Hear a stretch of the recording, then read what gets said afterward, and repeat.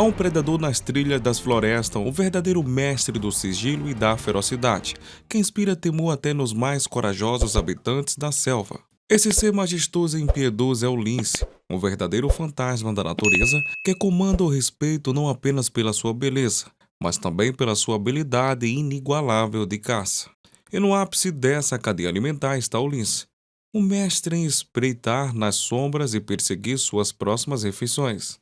O lince é um felino notável em muitos aspectos, e sua adaptação à vida na floresta é impressionante. Sua pelagem manchada imita os núcleos e texturas do ambiente, permitindo que ele se misture perfeitamente com a paisagem.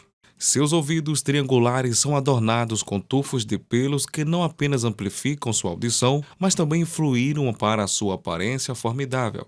O lince é um símbolo de proteção e selvageria, uma combinação que o torna tanto belo quanto apavorante. O segredo do lince reside em suas habilidades de caça singular. Seu olhar penetrante segue cada movimento, seus músculos tensos como molas prontas para o ataque. Ele é um perito em esperar e escolher o movimento certo para dar o bote. Quando decide agir, suas patas poderosas o lançam com agilidade surpreendente, e a sua mandíbula fecha-se com uma pressão mortal.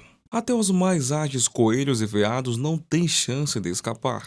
A crença do lince como um fantasma da floresta deve fazer parte de seu comportamento solitário e elusivo. Diferente dos leões que vivem em grupos, os linces é um caçador solitário pela natureza. Ele move-se silenciosamente, deixando apenas pegadas mínimas, evitando olhares curiosos de outros animais. Sua presença é sentida mais do que é vista, um sussurro do perigo que está sempre à espreita. Até mesmo os lobos, conhecidos por suas habilidades em caça e trabalho em equipe, têm um profundo respeito pelo lince.